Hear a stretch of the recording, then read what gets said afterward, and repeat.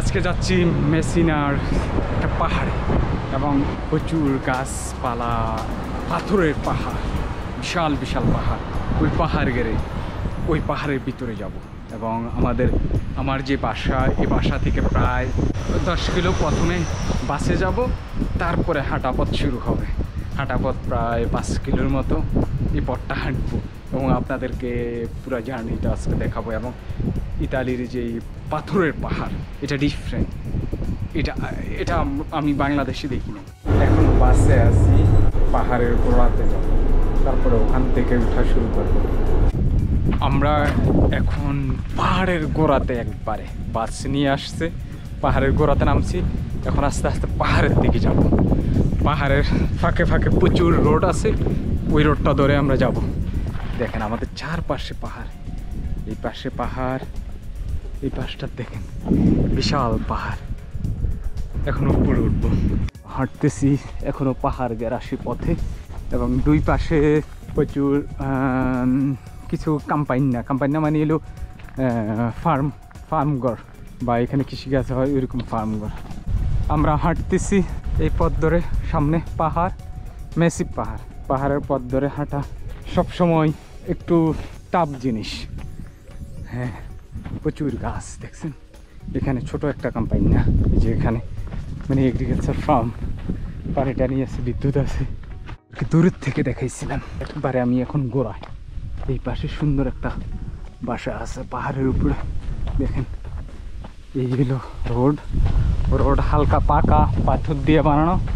এটা হলো অনেকগুলো পাহাড়ের সেন্টার, একবারে মাঝখানে সবগুলো চারপাশে হইলো পাথরের পাহাড়। দেখেন পাহাড়ের গায়ে যে গাছগুলো দেখতেছেন, এগুলো হলো ক্যাকটাস, প্রচুর ক্যাকটাস এবং পেকে রয়েছে। মেসি পাহাড় দেখেন কত উপরে। এই পাশে যেটা দেখতেছেন এটা পিওর পাথর, প্রচুর পাথর। এই রোডে আমরা আরও সামনে যাব, তবে প্রচণ্ড রৌদ্র। তবে একটা জিনিস পজিটিভ, এটা হলো এত রৌদ্র বা গরমে দিয়া এত পরিমাণ বাতাস, মাঝে মাঝে আমার কথা বোঝা যায় না রেকর্ডিংয়ে। এর কারণ হচ্ছে বাতাসের কারণে প্রচুর বাতাস। আমার টার্গেট হলো এই পাহাড়ে ভবিষ্যতে উঠবো, এই বড় পাহাড়ে ইন ফিউচারে যখন ফ্রি হইতে পারি। কারণ এত উপরে উঠা আপাতত আমার উঠার মতো সুযোগ নাই। আসেন এই পথ ধরে পাহাড়ে হয়ে যাবে।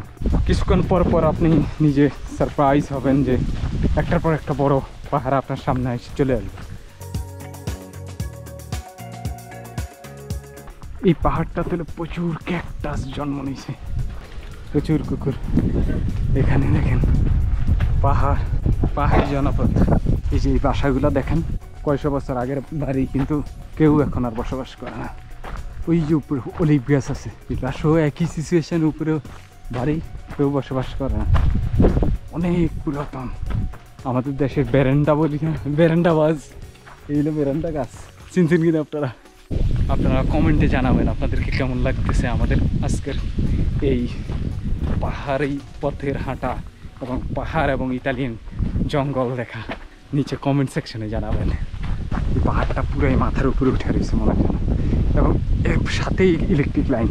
বলেন তো এই ইলেকট্রিক লাইনের কাজ কি? বেসিক্যালি এই পাহাড়গুলোতে প্রচুর কৃষিকাজ হয়, অলিভ গাছ আছে, বিভিন্ন রকমের গাছ আছে এবং প্রচুর ফার্ম হাউস আছে। ফার্ম হাউসগুলোতে প্রচুর উৎপাদন, অনেক কিছু উৎপাদন হয়, আঙ্গুর উৎপাদন হয়, বিভিন্ন জিনিস উৎপাদন হয়। তো এগুলোর জন্য সব সময় পানি দরকার হয়। এই পানির সার্ভিসের জন্য এই ইলেকট্রিক লাইনগুলো। পাহাড়ি পথ, এখানে পাহাড়ের পথে আরেকটা বাড়ি, জঙ্গলি ফল।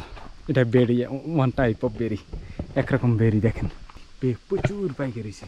এটা কিন্তু অনেক স্বাদ, অনেক মিষ্টি। দেখেন আমার ভিডিও যারা দেখছেন, আমি জার্মানিতে এই ফল দেখছেন, আমি পাততে অনেক স্বাদ। এই রাস্তার পাশে এটি হয়ে থাকে নর্মালি। এই জায়গায় আমাদের দুইটা পথ দুই দিকে চলে গেছে।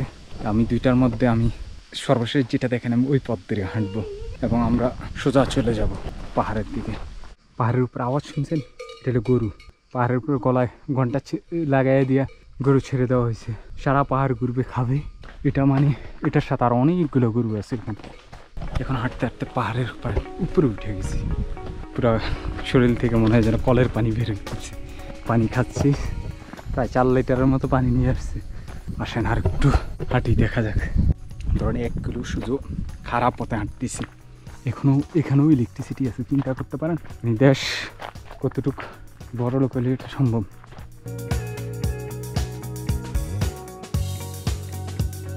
হ্যাঁ, এটা একটা চার্চ, পাহাড়ের উপর একটা চার্চ, খুব সুন্দর সুন্দর বসার জায়গা এখানে। আমরা এখন ভিন্ন পথে নিচে নামতেছি, আসছি এক পথে, ব্যাক করতেছি আর এক পথে।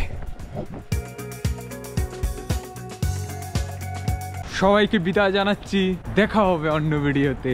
আপনারা সাবস্ক্রিপশন করবেন, লাইক কমেন্ট করে সাথে থাকবেন।